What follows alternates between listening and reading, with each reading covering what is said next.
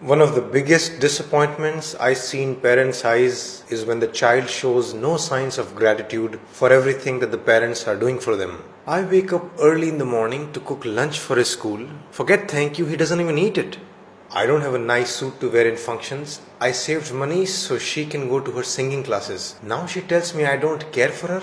My wife, my in-laws, everyone fought with me that I shouldn't buy my son a new phone, but I did for his happiness. Now I ask him to leave the phone just during exams and he's fighting with me. Forget acknowledging what I did for him, he can't even talk to me nicely. I work all day for these children. I cook for them, clean their room, drop them to school, pick them up, take them to shopping, everything. And I ask them to do one thing for me, and they just say no, just like that.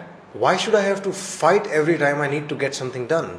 Every time he needs something, becomes all sweet and chatty, Papa this, Papa that, but after the need is fulfilled, doesn't even look at me. I come home from work and he can't even sit with me for 10 minutes. Am I just a money machine for him? What's common in these examples? Parents do so much for the children, but the child shows no acknowledgement, neither through their words nor actions. And then how do parents deal with this? They'll sulk, they'll fight, they try to ignore. They actually don't know much about what to do. So one obvious solution to this could be, why not tell the child everything you're doing for them? But many parents think, why should we have to say something? Can't they see it themselves? I mean, if I have to ask them and then they do something nice, then it's of no value. We don't want to beg for their attention and care. They should do it themselves. Okay, you won't ask. They're not doing it on their own. What's the solution then?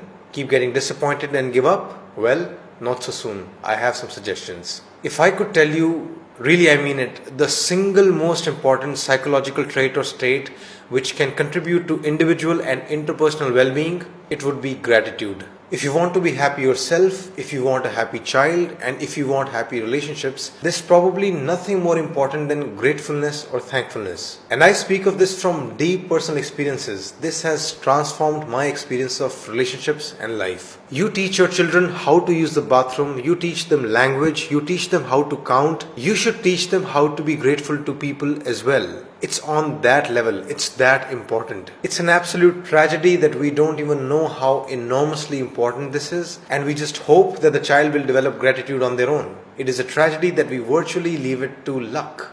Would you do the same thing for maths? Oh, percentages and fractions? Why should we have to teach? Let her learn on her own. If you ask me the secrets to happiness, really the first that comes to my mind is always gratitude. So, please make it part of your parenting curriculum. And how to do this? I'll give you some ideas. First, learn to be grateful yourself. If you can't, don't even try teaching them. Children, just like any adult, are very good at spotting hypocrisy. In your house, talk about how grateful you are to your own parents, despite the conflicts. Show it through your actions that my relationship with your grandparents may not be perfect, but I'm grateful to them for A, B, C, D, E. Second, interpersonal gratitude is partly dependent on empathy. Unless they actually know the cost you are paying for their lives, unless they can look at your difficulties from your perspective, they won't actually understand the depth of what you are going through for them. So you'll have to tell them very explicitly. If you woke up too early for them and felt drowsy the whole day,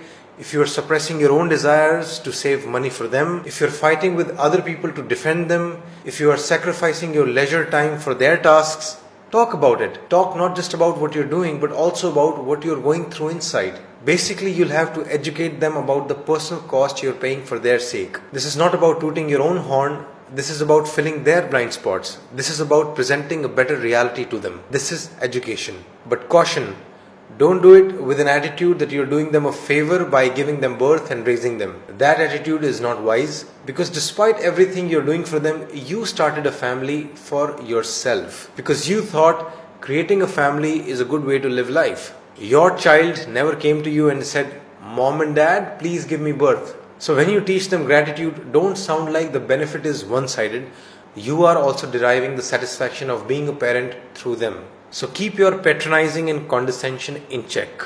And once they understand the efforts you are making for them, once they have some empathy with your struggles, that will then become the basis for their thankfulness towards you. Finally, if you want them to notice your efforts on their own, that also needs to be executed systematically. Sit down with them every day or alternate day or at least every Sunday and ask them, in the past 1 week, What are the things that you are thankful for towards me and your dad? This sounds like an odd question, as if you are forcefully trying to get compliments. But remember, this is not about you. This is about them. They need to sit and think. It would be best if schools could do this, but they don't. It's not part of the syllabus. So you'll have to do it yourself. Literally, make them write the things that they are grateful for towards you on a piece of paper. Make it concrete. Initially, it might seem very synthetic and awkward, but gradually it will normalize and it'll sink in. In summary, make gratitude the religion of the house.